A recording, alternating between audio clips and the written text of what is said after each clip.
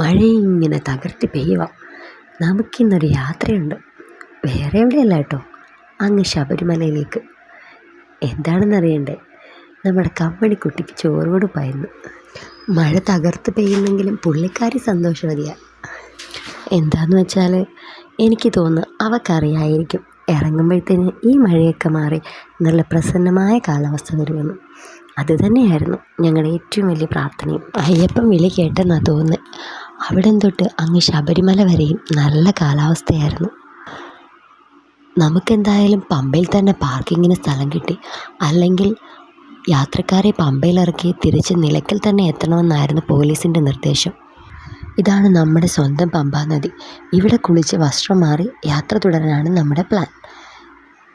ദാണ്ടെ അവരയ്യപ്പനെ കാണാൻ റെഡിയായി. അവസാനം നിൽക്കുന്ന 4 പേരുണ്ടല്ലോ, അവർ സന്നിധാനം വരെയുള്ളൂ. എന്തായാലും പമ്പ വരെ വന്നേലേ, ഒരു സെൽഫി എടുത്തേക്ക്.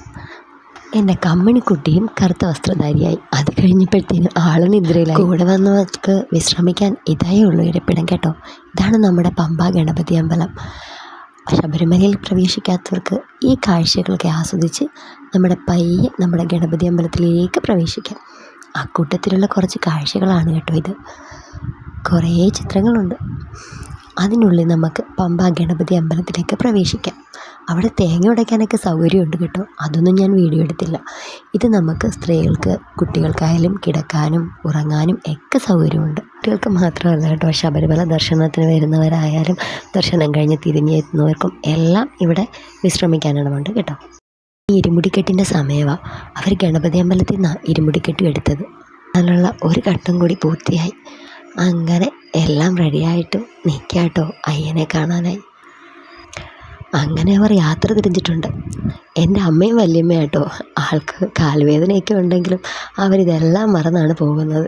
നാളെ കണ്ടോ, ജന്മം കൊണ്ട് എൻ്റെ വല്യമ്മയുടെ മോനാണെങ്കിലും ഈ പുട്ടിന് തേങ്ങാപ്പീര എന്ന് പറയില്ലേ, അതുപോലെയാണ് ഞങ്ങൾ തമ്മിലുള്ള ബന്ധം. എവിടെ പോയാലും ഞങ്ങൾ ഒരുമിച്ച് കാണും. അങ്ങനെ നോക്കുമ്പോഴതാ ഡാഡി കിരിശയെ പോലെ ഒരാൾ. ദാണ്ടേ അമ്പലത്തിൽ തിരക്കിൻ്റെ ദൃശ്യങ്ങളാട്ടോ.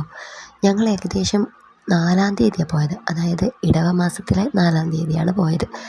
അപ്പോഴുള്ള തിരക്കും കാര്യങ്ങളും കേട്ടോ. എപ്പോഴും ഇങ്ങനെ ആവണമെന്നില്ല, അതിന് വ്യത്യാസം വരുമായിരിക്കും.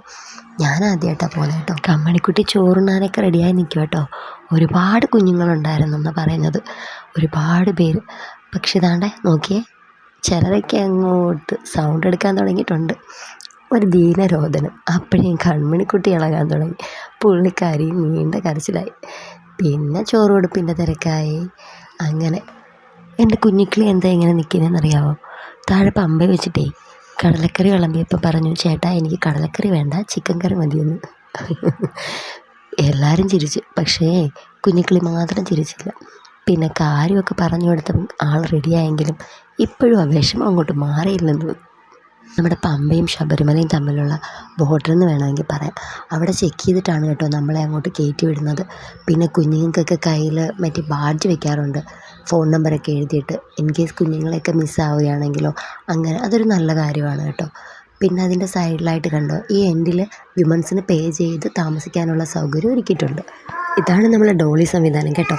നമുക്ക് നടക്കാൻ ബുദ്ധിമുട്ടുണ്ട്, അങ്ങ് വരെ പഠിച്ചവിട്ട് കയറാൻ പറ്റുന്നില്ല, സുഖമില്ലാതിരിക്കുകയാണ്, അങ്ങനെ ഉണ്ടെങ്കിൽ അവിടെയും ഫെസിലിറ്റി ഉണ്ട്, ഡോളി സംവിധാനം കേട്ടോ. 4000 രൂപയാണ് അവിടെ റേറ്റ് പറയുന്നതെങ്കിൽ പിന്നെ ദേവസ്വം ബോർഡ് ചാർജും ഉണ്ട്. മേലോട്ട് പോകുന്ന ഡയറക്ഷനാണെങ്കിൽ അവിടം വരെ പോകണ്ട, അതിന് കുറച്ച് ബാക്കിലായിട്ട് വരുമ്പം നമുക്ക് അവിടെ നിന്ന് ലെഫ്റ്റിലോട്ടൊരു വഴി കിടപ്പുണ്ട്. കുറച്ച് താഴോട്ട് പോകുമ്പം അവിടെ ബാത്റൂം ഫെസിലിറ്റി ഉണ്ട്, വിതൗട്ട് എനി പേ, ജെൻസിനും ലേഡീസിനും. അങ്ങനെ ഞങ്ങൾ ശബരിമല ദർശനം കഴിഞ്ഞ് വീട്ടിലേക്കുള്ള യാത്രയിലാണ് കേട്ടോ. കൂടി പറയുകയാണെങ്കിൽ നമുക്ക് ശബരിമലയിൽ ആ കുഞ്ഞിന് ചോറോടെങ്കിൽ ആരും വിഷമിക്കണ്ട കേട്ടോ. നമുക്ക് പമ്പ വരെ പോകാം, അതുതന്നെ ഒരു അത്ഭുതം തന്നെയല്ലേ. പിന്നെ പോരാത്തതിന് നമുക്ക് വിശ്രമിക്കാൻ ഇടമുണ്ട്, കിടക്കാൻ ഇടമുണ്ട്, പൈസ കൊടുത്തായാലും പൈസ കൊടുക്കാതെ ഇടമുണ്ട്.